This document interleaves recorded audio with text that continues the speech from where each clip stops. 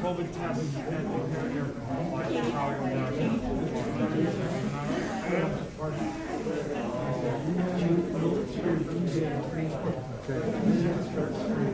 Okay, so it's live now? double check.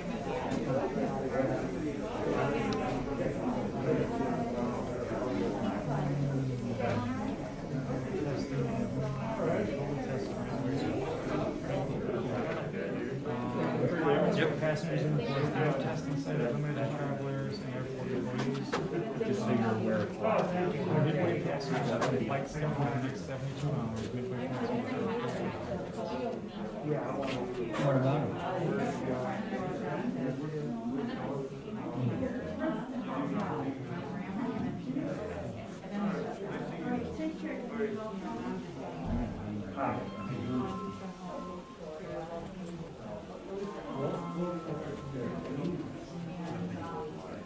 Hi, how are you? I'm good. I don't know how you feel. Nice to see you, my committee.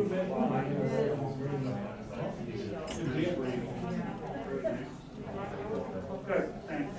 Good. We got a break in the weather here. I guess they got a snowstorm coming in, huh? We got lucky.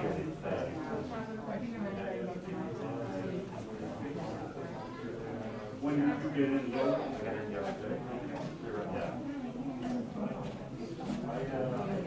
Still on San Francisco area? Are you still in the San Francisco area?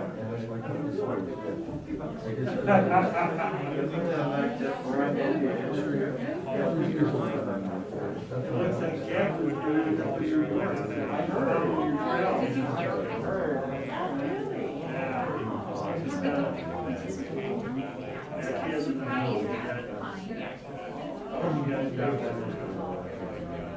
Did you know? Okay. Okay. Okay.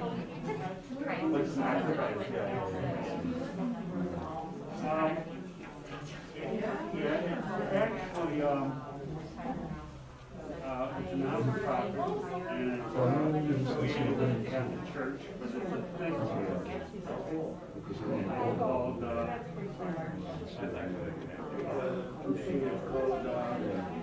Center for Migration Studies.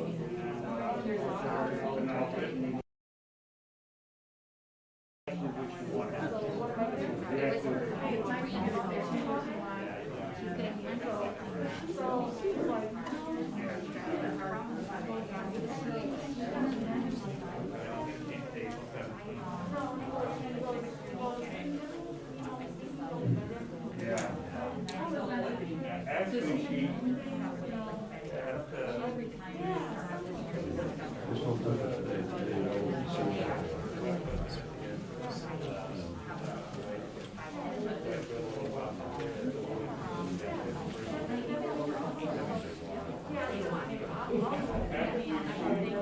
saw the job posted 4 days after they closed the posting.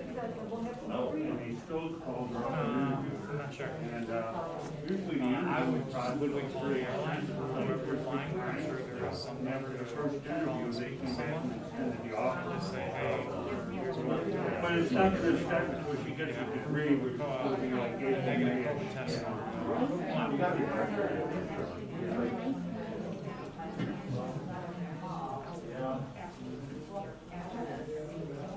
Because, yeah, I mean, you guys are leaving Monday.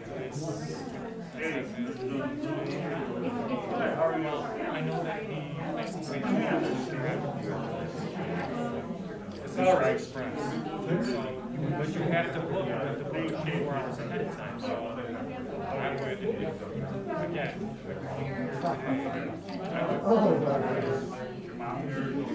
because you're gonna need the wrap. You need the wrap yourself. He says he's gonna try out the This is mine. Okay. That's there. Okay, they're shooting like Yeah, that. so- So I need to pull that up and get it out over here. Well, he moved it. You can see it. It's visible.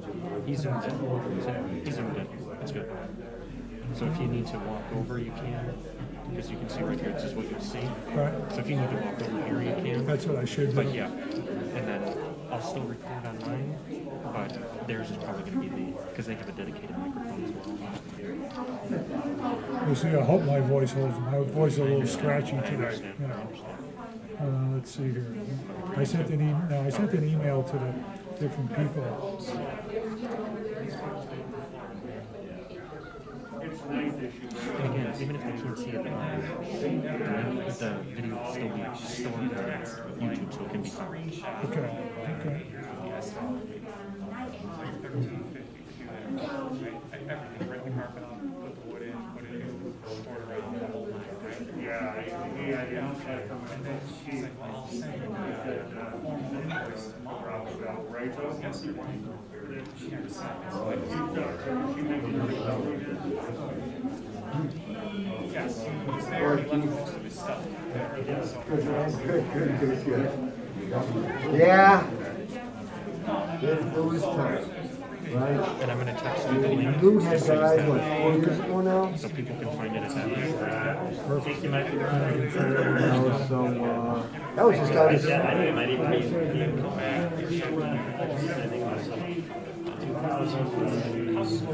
And his was right down the street here, if I remember. I mean, literally across the track, maybe we configured everything, but, right back there. What's he doing? These are beautiful. These videos. He had this. Now, I like did you go to their anniversary? Yeah, right there. That was right around, anniversary. Yeah, the 75th, that was, I mean, that was, At the view, yeah. yeah. I'm not gonna stay a while. Now these are amazing. Who took these pictures? These were his old family movies that they Oh, digitized. that's Lewis there, right? I mean, the old Lewis. Yeah, Yeah. that's Lou Senior. I mean, I see that from all that. Wow, that's him. Yeah. There's Marie right there. Oh, look at that. Yes. That's Is that Lou? that's Lou. Yeah.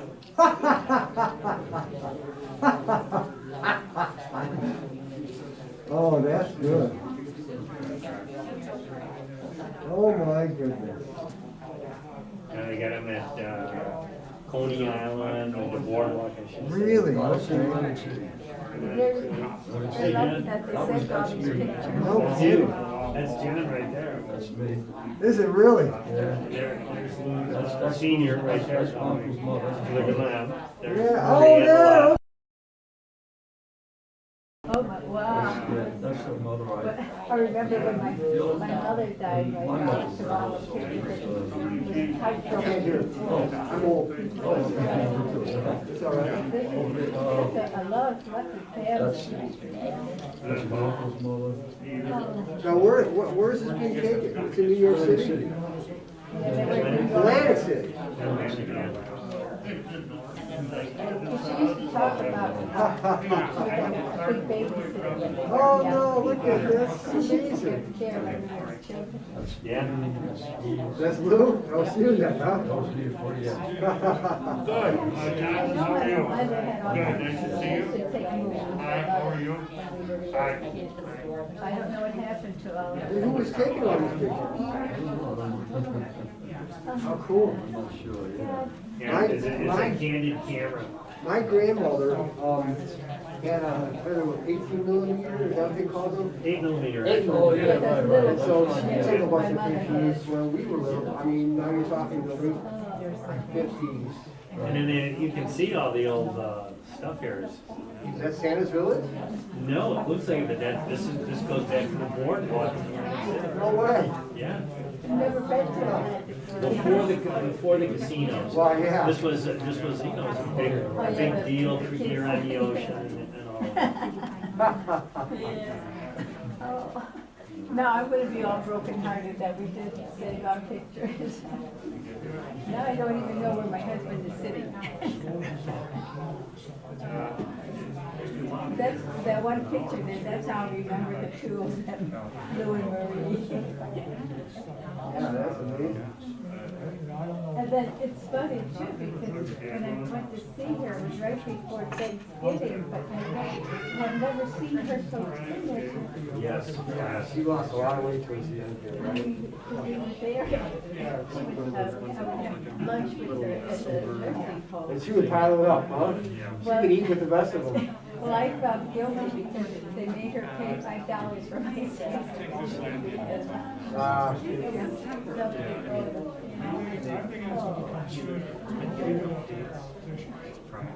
Now, was Marie in a nursing home right near here? What? No, because, at one time I'll put it this way. They had been, at one time, she was over there in Dyer. Dyer, yes. And my aunt was in the same one, and she had such a stroke. And my mom used to go to visit my aunt, and she would pop out in the assisted area. That's where Marie was. And Lou would sit there. Lucy, her husband. Yes. And they were literally quite inseparable. I can see him, he didn't weigh more than 120 pounds. Smoking a cigarette, oh, I mean, every second of the day. Well, lived to 95 or something, right? Yeah, they played a game with each other because she knew he smoked. And he would act like he had to hide it from her. So that he would go out, and because when they were over at my house for like Thanksgiving and that, I would set him up in a Florida room, kind of by himself, where he could watch the TV. He'd put something on. He liked all the old programs. And I put that on. He was sitting up there. And that's because he could sneak out the back door and grab a smoke every once in a while. Nobody could catch him.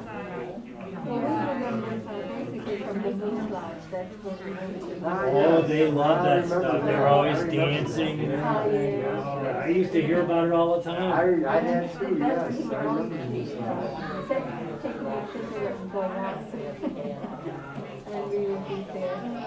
Dancing all the time. They would end up where they would sleep till noon because they would be out all night. Oh, I wish I could my husband to go to the bed. Oh, they liked it. Lou moved them out here. They lived in that section of New York that used to be the Italiano. And then the Orthodox Jewish community started to buy up large sections of that area. Because, they're very, Everybody's cookish. when you think about it, as he used to call it, he would go, yeah.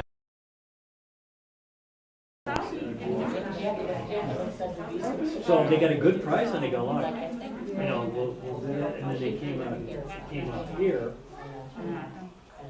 And they adjusted well, and like I said, they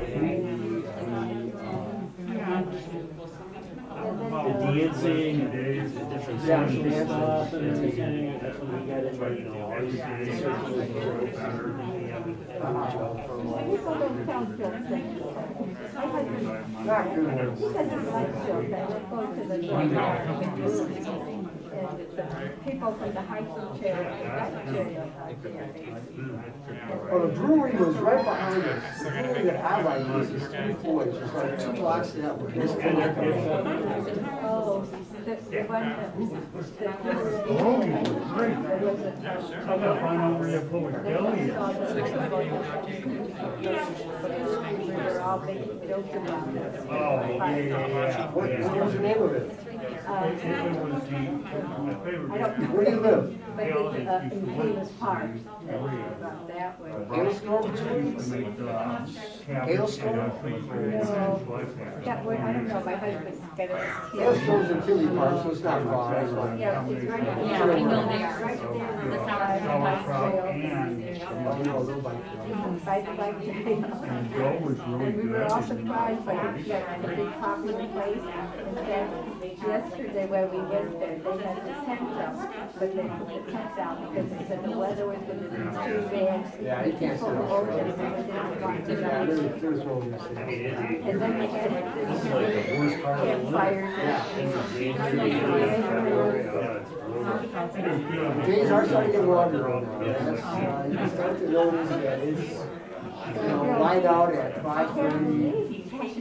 And right around Thanksgiving, where all the stuff happens. That's got his pipe. He's recognizable with the pipe. He's a pipe. Good, big social band. That's how we used to do it. So now when we moved out to the suburbs, You're saying that's we cool. would have to go You're saying that's where cool. people die. No. That's what happens. That's a small one. In fact, it's happened to me, and I'm at that age where it's just recently happened. Friends, and in fact, I went to, not this past, this October, preceding October, to Arizona and Vegas to visit some of my friends that moved out there. And then, The suburbs are not as friendly as the city. I'm not going to the city. We went to the city this summer to just to go to Lincoln Park Zoo. And 2 days later, that's when they went and looted the Mag Mile. And I was just there. I went, I'm not going. But that's, there's a policeman, an officer, who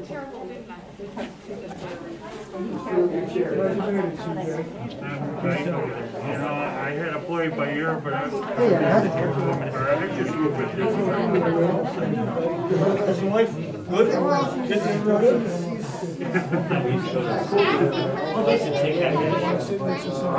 Yeah, I think that was why we got out. How do you like your time? My wife and I I would like it. I stay. do not like it. I'm bored. I will say this. I do get bored. I'm taking an online class. Sheridan.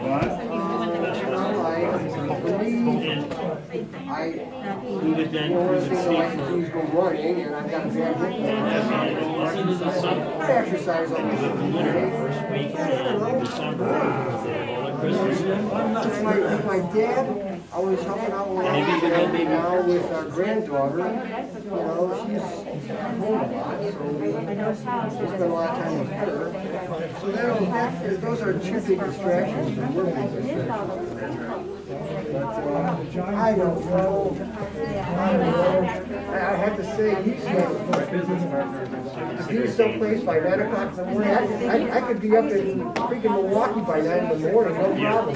Getting over here by 9 o'clock today, you're pressing on me, man. I'm out of shape. I used to get up at 6:30. I still do. Nice talking. My dog's waiting down to see if we can get the ball. Time to go out. So 6 o'clock to lose, but I still have a really good year. This is the boardwalk in Atlantic City. Yeah. Yeah, a bunch of pictures from that. Certain things I gotta do. Yeah, I guess Atlantic City was the place to go. Yes. Oh, yeah. Yeah, well, some of these guys, My watch too, all the time, because I, I never been to going, I've been to Atlantic City several times. I actually was to the boardwalk, and when I went to the boardwalk, there was only one casino there, and the boardwalk was so dilapidated, you had to watch you walk, you have to go. Now, that was a year after graduating college, so that was 79. So, what do you want to do? Oh, that's Sandy? You're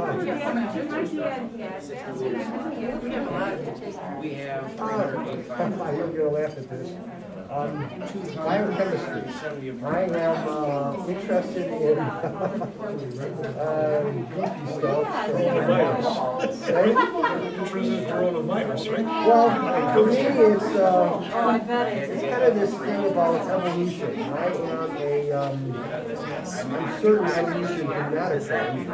I am certain that we are here for a reason and we have a creator. And I believe that the grant at these evolutionists who have overtaken our society and have put on us that there is no God. And when that all has to our society is beautiful. And so, so anyway, that's my, I'm taking it for a different reason, but I am certainly interested. And just yesterday's class was just another example. We have all these proteins in our body, and they are thousands of characters more. And they have to fold just perfect, and enzymes fit in there. It just screams to me that there's no way this happens on accident. And you start doing the math on what the amount of time it would take. There's not enough time. There's just not enough time. So anyway, I'm more and more convinced that the more and more I study it, how do these people look at this? There's John right there.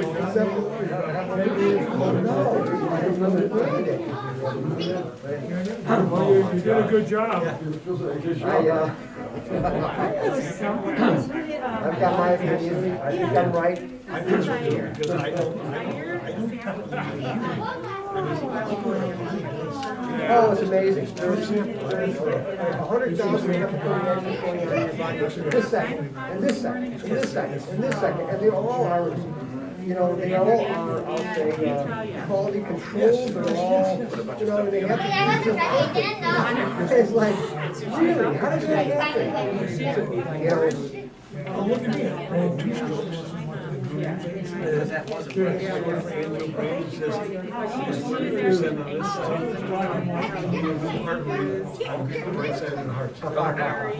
does that happen? so some regeneration goes on. Exactly.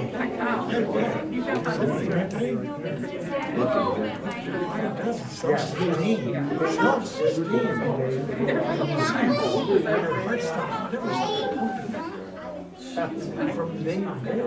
Yeah, well, from the day you were conceived, speaking in the womb. And that's the other part of it, that just is such a tragedy. And, How are you? I think my oh, well, you know, here's, I'm just gonna take this down for 2 seconds. Your DNA and these proteins are put together just exactly right. If I try to call you, That might have been Renee. try to call you. I don't know your telephone number, I wanna call Missy. It's 10 numbers. It's 10. If you get it right, 10 times 10 times 10 times 10 times 10, 10 times.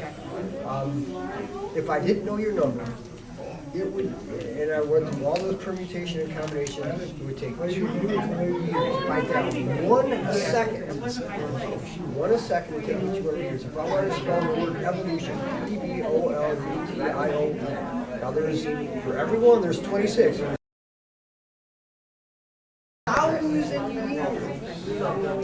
For you to go to a typewriter and misspell E-V-O-L-L. 2,000 years. 1 second, 2,000 years. So now you get your genome, Rich? Your genome is 1 billion characters, and it has to be exactly perfect. As long as that's perfect, you're not a human, you're reliable nothing. Well, how does it? Actually, your character, your genome is backed up to your genome is 4 billion characters. No way. 4 billion characters come together by accident. And, well, 2 to 3 billion years is real. Anyway, that's my quick spiel on it. So, you guys been hiding out or getting out? But the science, government doesn't want you to know this. The universities won't teach it. I don't know what to say. I mean, it's just it's a communist plot. It truly is. Yeah, I haven't known. I've already been told it before. And many exposures. You're skirting the jacket. Very pretty. This guy had more COVID exposures than he had on Michelle and Danielle have as well. He's still suffering from the side effects. Are you? A little bit. No, because we're not getting You gotta be 65. We're not Jane just got second by this week. Well, she's a, what do you call it? Well, your health worker. But I think I already what I had it heard. in April. That's what I heard.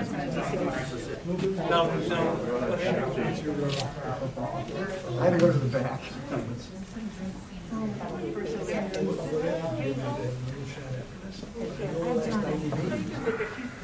Yeah.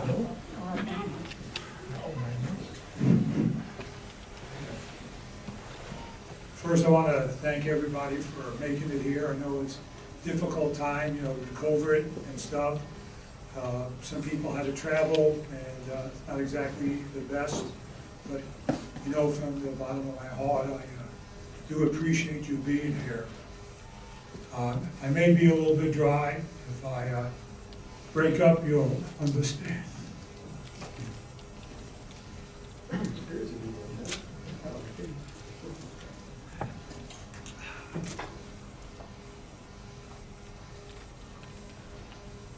I do have one advantage, is that many of you have known Mom for 30-plus years. Some have been her neighbors, some have been friends, obviously family members. You've been with her at parties, you know, you've talked to her, you've experienced her, so you kind of know about it.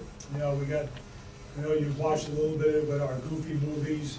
To the right, Mark was the orchestrator of being able to take all that film and be able to put it on this video so we can enjoy it, or at least spot it from time to time. And then, of course, that was their 50th anniversary in the back. And that's something we had for them, because they never had a wedding. And I'll get to that as we go along. But if you take a look at it, you know, Mom, just in general, had a great life. She made it 97 years. All right, 97, okay? And the bulk of those years were all healthy.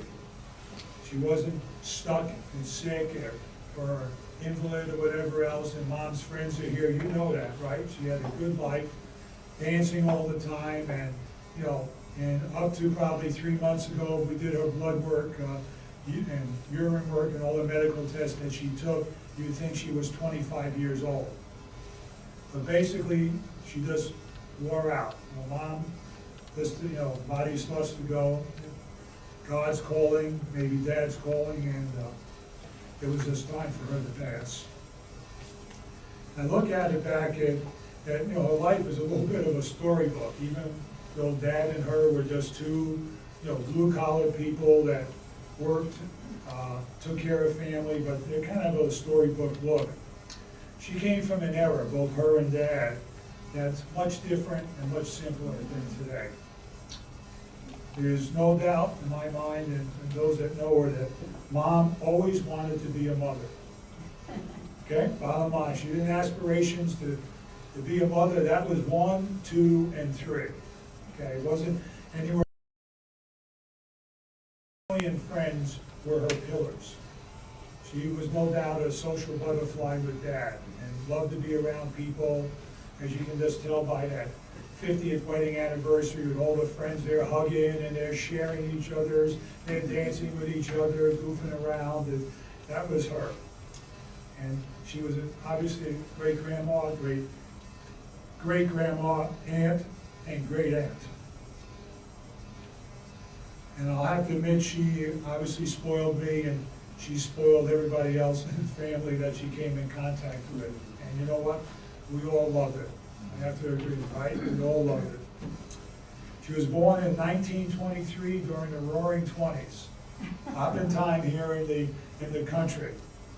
She was the youngest of 18 brothers and sisters. And I put that, and she graduated from high school as a seamstress. Back then, when you graduated, you know, you kind of picked a career so that when you left, you were able to get a job. And in New York, seamstress was a job, and she was very proud of that because she may have been the only one that actually graduated from high school in her family at that point. So, as the youngest of her family, she was obviously, and I was told by her, daddy's little girl. So she was one that got all the attention at the end. But as she got older, every night she would help prepare dinner for her dad, who worked 6 days a week. And she would serve him dinner, clean up after him. And then on Saturday nights, whatever, they would go ballroom dancing. Because her mom didn't dance, and didn't know how to dance. So her dad, who loved to dance, would take her, and they'd go to the ballroom and they would dance together. And that's how she learned a lot of her dancing techniques and stuff, was with her pop. She met Dad at 13 years old at a dance, a high school dance. And she saw him across the room. She knew then that that was her guy. And since that time, they met, they never separated. They dated, they went out together, and they got married, and they stood together and were married for 72 years. So they spent 78 years of their living life kind of as a couple together, which is, that's quite a monument.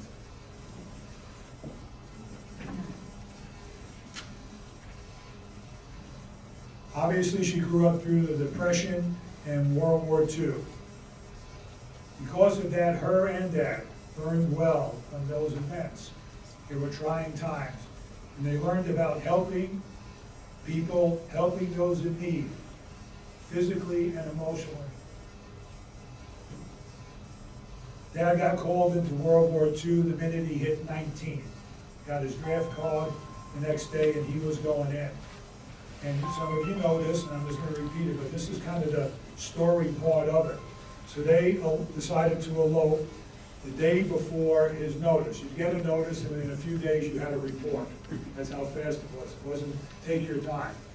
So they were only 18 and 19, and in New York you had to be 21 to get married. So they were underage and they couldn't get married. So they hopped on a train, went down to Baltimore in the morning. Baltimore, you can be 18. Got out of the train, Dad kind of knew, asked, and off they went to find a justice of the peace, got their wedding license in the municipal building. And then from there, the municipal person, probably an older guy like me now, looked at him and saw that they were Italian and said, "You guys are Catholic, wouldn't you rather be married in a church?" And then they said yes, okay, especially Mom, who was the more religious of the two. And they went down to the church. Fortunately, and whatever, the church was really the cathedral. So it was the Archdiocese Cathedral in the center of Catholic power for that region. So they walked into this huge cathedral, them two, two young people, not a lot of worldly knowledge, and they walked out and they saw somebody making a repair and a wash lady and so on, and they said, "We'd like to get married." So what they did is they said, "Don't worry, just stay there," and the maintenance guy went in and they got a person to come out, and out came this man, and then introduced himself, and they said, "Father, we'd like to do it," and he politely told them that he was the cardinal of the diocese. They said, "We'd like to get married." They told him, he said, "It'd be my pleasure. You're going into the work, let's get going and stuff." He went in, he dressed up, he came back out, and then they got married there, and like nobody else there, the maintenance guy became the best man, the opposite, and the wash lady became the maid of honor. They got married, they headed back to New York that day, and they kept it a secret, because it was almost sacrilege that they got married like that instead of a church with the family and everybody around. So they kept it a secret the whole time Dad was in the war. And most of the family didn't catch on except her mom, who kept seeing all these letters, lots of letters from Dad, many of which I had, where he would write to her probably once a week or once every 2 weeks from wherever he was, even out in the Pacific, and it would make its way back to Mom. And she'd read it, whatever, and I'm sure her mom probably snuck a few looks at that from that side and kind of understood what was going on. But kind of an amazing story from that end. Let's see, let me catch my breath here. I guess let me just switch now, excuse me, but because of that background, as you grow up in World War II and you grow up in the Depression, you have that frame of mind. And I can always remember that with Mom and Dad, that if there was ever a problem, there's a family problem, there's a close friend, whatever it is, you could count on Mom and Dad to be there. You didn't have to ask, they went. and they were there for support, and if it was something else, they'd bring a cake, and who brought coffee, and they try to help people out from that end, but they were always, never were shy from helping others. And I think that kind of wore off on me, I hope.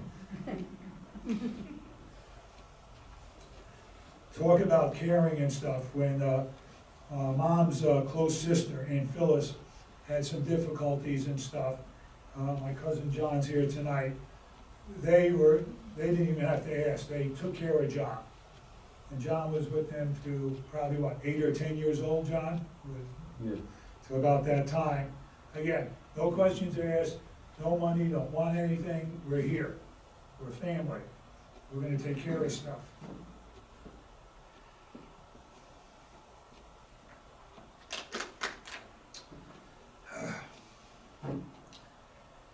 When Sarah was born, and you know, most of you know Sarah, they never flinched, just like Laura's parents. Never.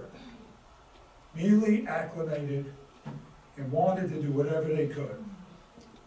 If you see some of the best pictures of Sarah when she was young, was taken by my mom smiling. And that was, oh.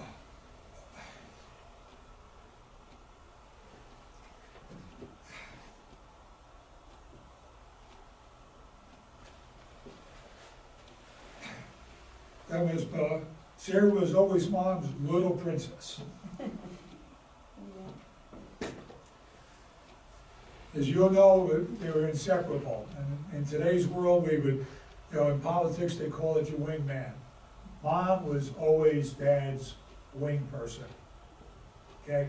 If they were telling jokes, and Dad was famous for telling jokes or doing stuff or whatever, she'd be there smiling and laughing with him, carrying on, just appreciating every moment of it with him. If there was music, forget it. You couldn't stop them from dancing all night long. This is, you can see on the one in the back for their 50th wedding anniversary. Mom would even land Dad out, I call it, because a lot of other men couldn't dance, so the other women would come over to borrow Dad to dance so they could dance through the night, and she would always say, hey, you got him, but don't forget to bring him back. That's her. Also, if you know about Mom, she was that camera person. You know, she had those cheap plastic $5 cameras with the 110 film in it or whatever else, and boy did she get excited when they came out with the widescreen 35mm plastic cameras. And if she was at a party, your picture was being taken. And all of you know that. She'd be around taking pictures, and you know, we could have filled this room up with the pictures. Laura will attest to that. We had thousands of pictures of everybody and all these different things that Mom would take.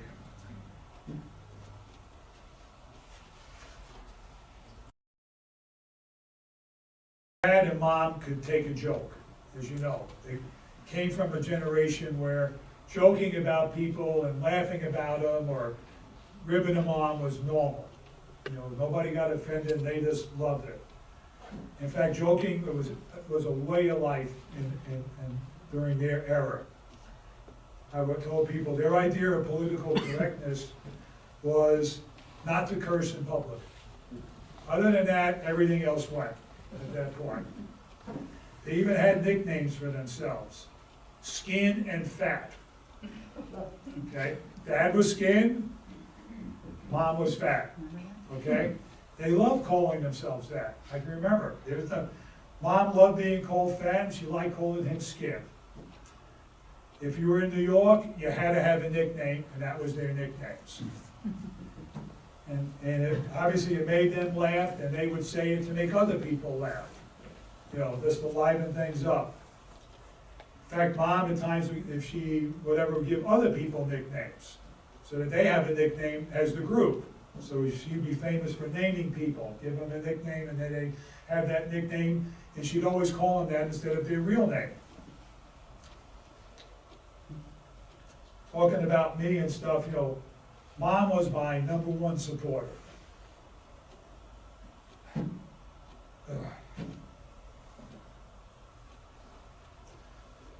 #1 supporter and #1 fan. And I can remember when I was young, and mischievous. It's hard for you probably to believe that. And I was kind of a nerd in terms of schooling, so I was the kind of maybe the brighter, arter guy in class. So I got a big chemistry set was my gift. And I had it, and they would leave me alone at night, and they'd go out and have coffee or do something, whatever, and come back. And so I decided that night to experiment. And one of my experiments, a little experiment, which got out of control.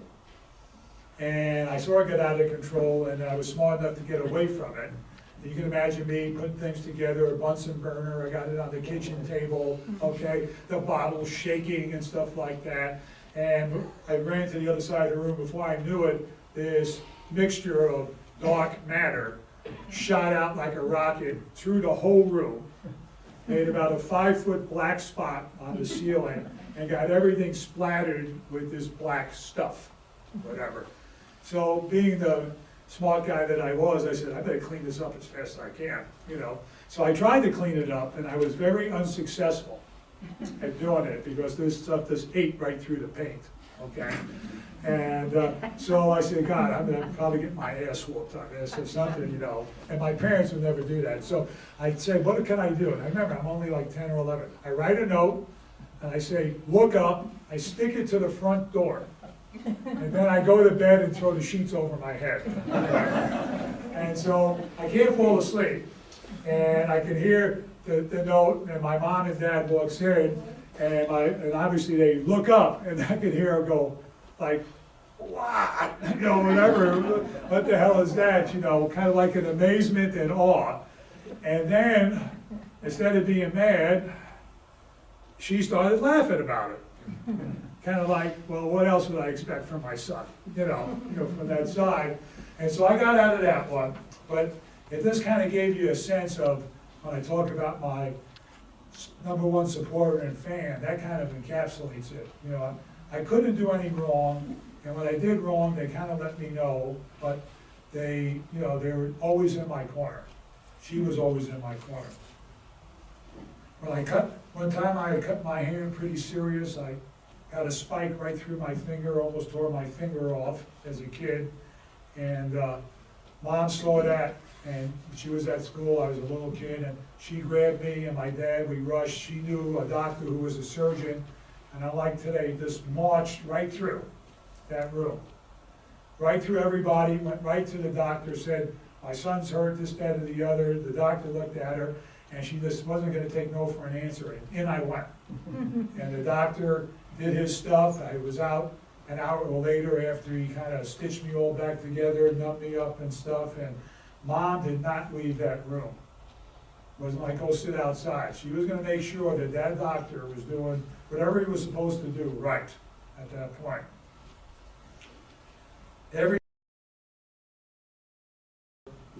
When I was going both to grade school and to high school, Mom would get up and make me breakfast. I don't care if she was sick or not. I had breakfast, she made it, and out the door I went.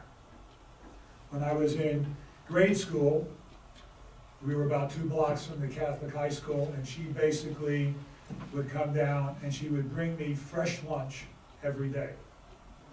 Made, because anything in the store was bad. Nothing, I want nothing with preservatives, and she was kind of ahead of her obviously the world. During high school, she let me turn her kitchen, the biggest room in the house of an apartment that wasn't very big. That became my engineering room and study, which I was doing already in high school. And I commandeered her. And on top of that, she wouldn't even play the TV, shut off all her shows because I was studying and doing work. When I moved to Iowa State, that's when I finally, the light bulbs went off. I started to realize how much Mom loved me. She cried. We knew we wouldn't see each other like before. Dad called to say they arrived home, all right, after she left, but he let me know that Mom had cried most of the way home.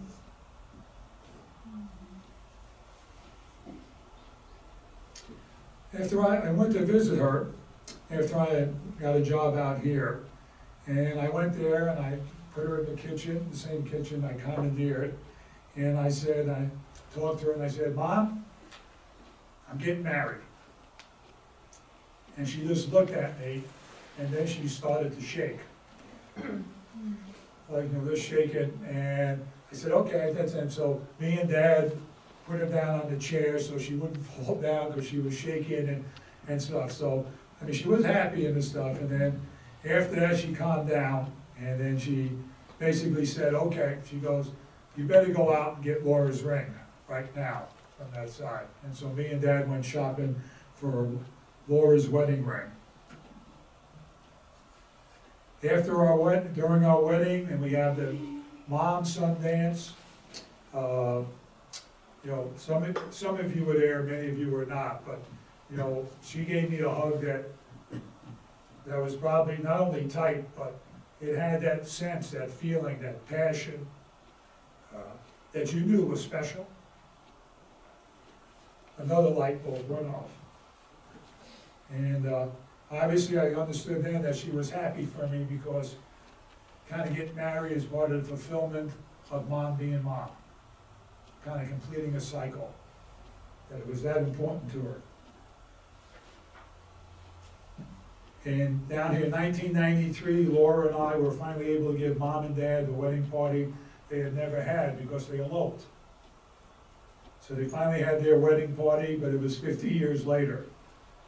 Some of you were there, am I right? Down there. And Mom was glowing. If you look at that film right there, and they danced to their favorite song together after renewing their vows. Mom and Dad were humble, as you know, both humble people. Their friends were all like them, and I got to meet them. They all loved to dance. They all were respectful. They laughed. They enjoyed life. And life didn't mean being rich. Life meant being relationships and family. And you could just see it there. Mom was also blessed with a great memory. John would know that more than anybody. But she could just have this, she could remember everybody's birthday, special dates. I don't care, even to the end here. Things, she put a note 10 years ago over here in the closet, and she knew what that note was, and she'd tell you where it was to go get it, and come on back. You know, I often wondered, you know, if in today's world, what she might have become if it wasn't back then, where, you know, if you're lucky to graduate from high school at that point, what she might have been. Mom was the quiet Christian. She always had a rosary, anybody knew, always had a rosary in her purse. And during her time here, at the end, she always had one in her hand. In fact, it's the same one that's with her now. Time. Mom tried to make Mass every Sunday. Even if she was late, she had to get to Mass. She believed God was watching, and if she was late, He understood, and the fact that she was there, they would connect. Even though her body was failing for a year, Mom's memory was sharp until the final weeks. And even during that time, all she spoke about was family. How's Sarah? How's Laura? How's Jackie? How's Dell? How's Lewis? You know, from that side. And many others. Typically more than once during our meeting. She would get to repeat it, even though I would tell everybody they were fine. But as a mom, being a mom, that's what she was concerned about. You learn a lot over 97 years. Her last words were, "Are you okay? I love you." We held, told her to go be with Dad. Don't worry, everything will be okay. Thank you.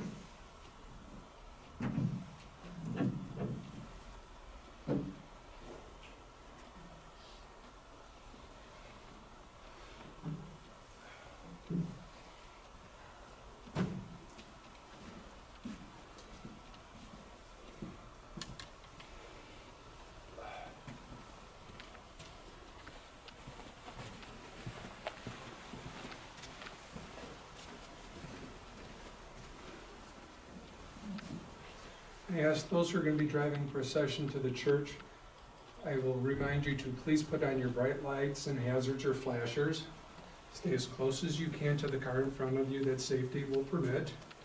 I called for a police escort. We're not guaranteed an escort in any community we drive through, so it's kind of our responsibility collectively to get there safely.